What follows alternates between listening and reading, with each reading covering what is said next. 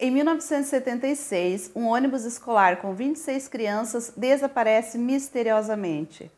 A história chocou o mundo e é considerado até hoje o maior sequestro da história dos Estados Unidos. Essa história terrível teve um final feliz graças à coragem e à inteligência de uma das crianças. Olá, sou a Mari. Peço a você que deixe o seu like e inscreva-se no canal. Seu apoio é muito importante. Era verão de 1976, no dia 15 de julho, quando 26 crianças com idades entre 5 e 14 anos, estudantes de uma escola primária em Chowchilla, na Califórnia, embarcaram para um passeio até uma piscina local. Era o encerramento do ano letivo e elas foram sozinhas, acompanhadas somente do motorista do transporte escolar, chamado Ed Ray. Ele já era conhecido das crianças, elas o chamavam de Ed. Ele era um motorista experiente, tendo conduzido crianças pela área por muitos anos. O passeio transcorreu normal e depois de um ótimo, mas cansativo dia, todos voltaram para o ônibus que as levaria para casa. Na volta para casa, o motorista pega um atalho por estradas secundárias com pouco movimento, um trajeto que já era habitual para ele. O retorno parecia tranquilo, até que, passado algum tempo, ele observa uma van branca parada na beira da estrada, aparentando estar com algum problema mecânico. Ele conta que pensou em passar direto, com receio de atrasar muito o retorno das crianças. Mas depois ele decidiu parar e abaixar a janela para ver se precisavam de ajuda. Mas antes que ele pudesse esboçar qualquer reação, a van arrancou e bloqueou completamente a estrada à sua frente. Nesse momento, ele toca a buzina em pânico, mas percebe que 3 homens armados e com meia calça sob seus rostos, caminhando em direção ao ônibus. Em poucos segundos, os homens chegam até ele, apontando suas armas através do vidro. Eles deixam claro que ele não deveria dar marcha ré ou afastar o ônibus. Enquanto um dos homens mascarados vigiava as crianças, um segundo saltou para o banco da frente, atrás do volante, e o terceiro voltou para a van branca. Após uma viagem de 15 minutos, eles saem da estrada principal e chegam até uma estrada deserta e estacionam o ônibus. Ed e as crianças foram instruídos a sair do ônibus, depois foram divididos em 2 grupos e colocados em 2 vans que estavam lá estacionadas. E assim começam uma longa viagem de 11 horas com as janelas fechadas. Estava escuro e assustador e, sem poder ver as estradas, eles não tinham ideia para onde estavam sendo levados. Com fome e desidratação, muitas das crianças começam a chorar. As crianças mais velhas tentam acalmar as mais novas. Elas as encorajam a cantar músicas como "Se você está feliz, bata palmas". Tudo isso na tentativa de distraí-las. Quando finalmente as vans param, os homens mascarados abrem as portas e tiram as crianças uma a uma. O motorista é retirado primeiro e, ao olhar em volta, ele percebe que eles estavam em uma grande pedreira.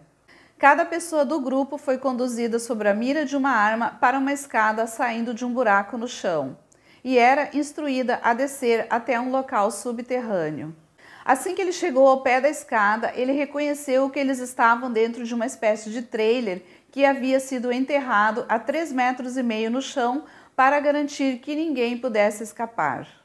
Mesmo que eles conseguissem de alguma forma sair do container, eles ainda estariam enterrados no solo e sem saída. Sua única esperança era que os bandidos ainda não haviam decidido machucá-los, então talvez eles estivessem fazendo exigências de resgate, que poderiam resultar na sobrevivência de todos.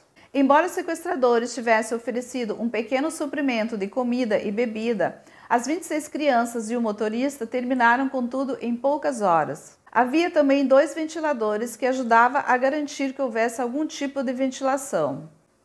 Mas quando ambos quebraram, o pânico se instalou. Ao amanhecer, como o calor da Califórnia estava no auge, as crianças estavam suando e desidratadas, ficando mais fracas a cada minuto. Umas gritavam e outras desmaiavam. Os buracos que haviam sido cavados para os banheiros estavam começando a se encher, fazendo com que um mau cheiro se espalhasse pelo trailer. Ed entendeu que as horas deles estavam se esgotando e chorava. Enquanto isso, os pais das crianças começaram a entrar em pânico quando viram que o ônibus ainda não havia retornado do passeio. Quando a notícia sobre as crianças desaparecidas se espalhou, toda a cidade entrou em ação, procurando desesperadamente pelas crianças.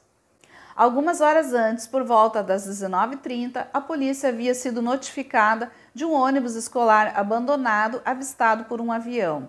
Eles foram ao local para procurar pistas no ônibus e encontraram marcas de pneus que sugeriram o que tinha acontecido.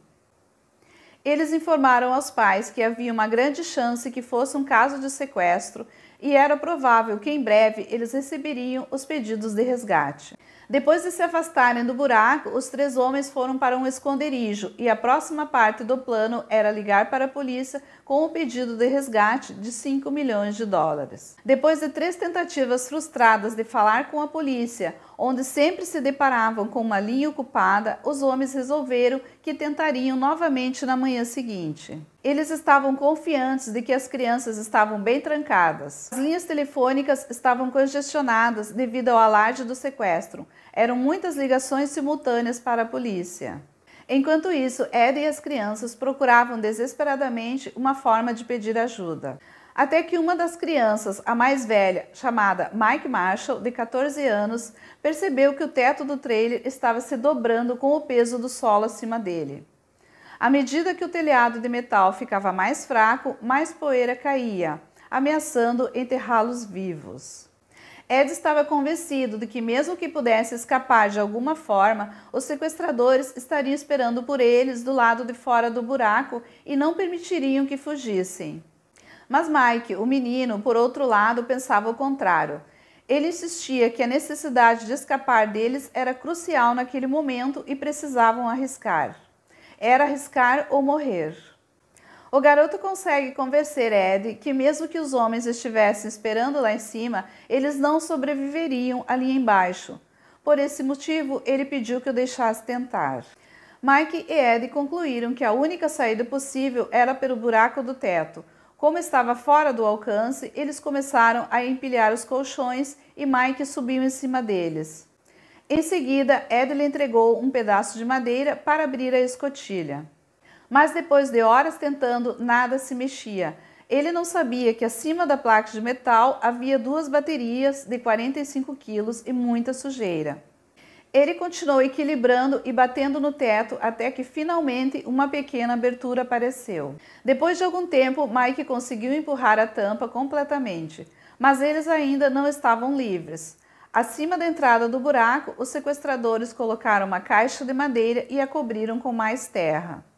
Ele forçou as paredes da caixa de madeira e empurrou o solo. Mike tinha quase certeza que iria escapar e ser descoberto pelos homens. Mas depois ele viu que não havia ninguém por perto. Ele ficou perplexo. Uma a uma, as crianças subiram na pilha de colchões e rastejaram pelo buraco e pela caixa.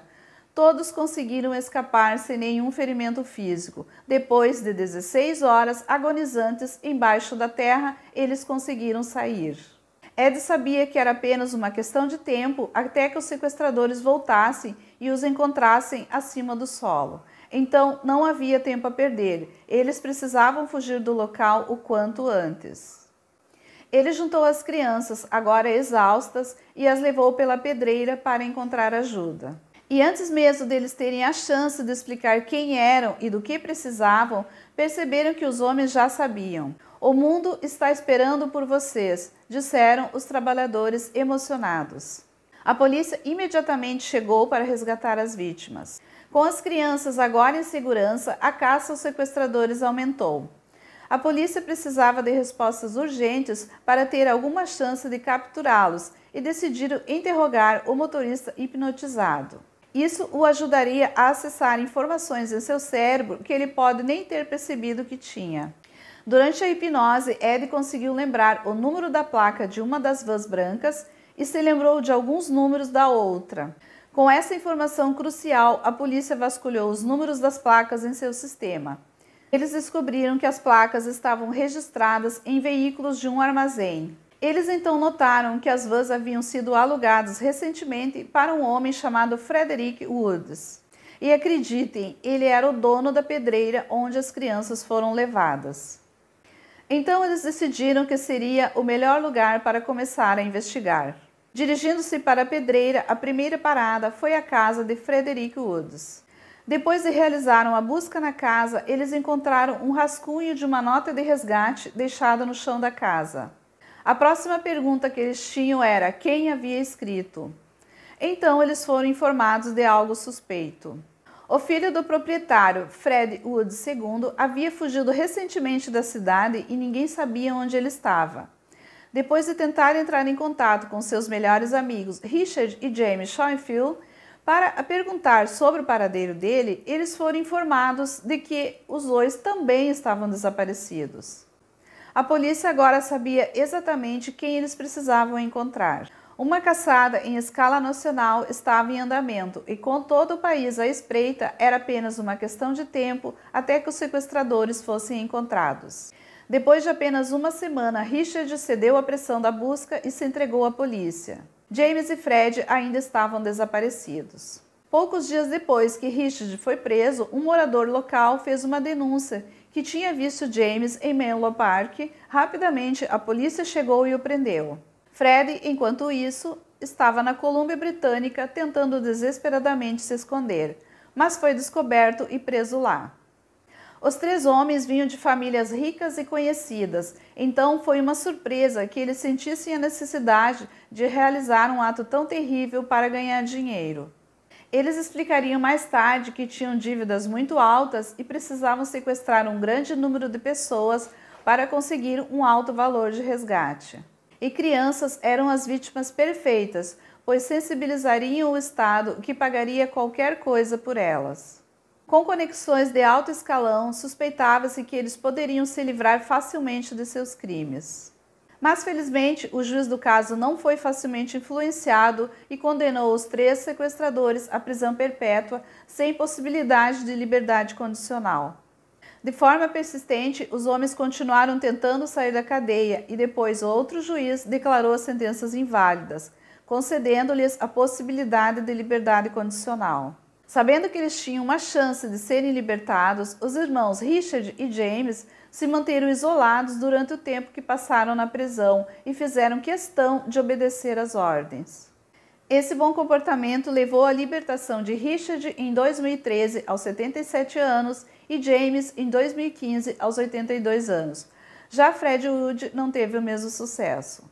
Em outubro de 2019, Fred fez sua 19ª tentativa de obter liberdade condicional. No entanto, ela foi continuamente rejeitada devido às suas expressões pouco sinceras de arrependimento e seu péssimo comportamento na prisão. Sua próxima audiência de condicional está marcada para 2024. Para as vítimas traumatizadas, a liberdade dos homens foi traumatizante e eles protestaram fortemente contra isso. Com duas das pessoas responsáveis por essas emoções andando livres por aí, torna a recuperação ainda mais difícil, pois elas são forçadas a reviver o momento a cada anúncio sobre a liberdade condicional. Ao relembrar os eventos para a imprensa, eles explicaram que a experiência os uniu por toda a vida. Algumas delas dizem que conseguiram perdoar os homens e seguiram suas vidas. Mas a maioria carrega traumas para sempre, como crises de pânico e claustrofobia. O crime agora conhecido como o maior sequestro em massa da história dos Estados Unidos poderia ter terminado de maneira muito diferente. Olhando para trás, podemos imaginar o que teria acontecido se os sequestradores tivessem conseguido pedir o resgate. Essa história incrível pode ter tido um final feliz, mas para as vítimas é uma história que infelizmente nunca será esquecida.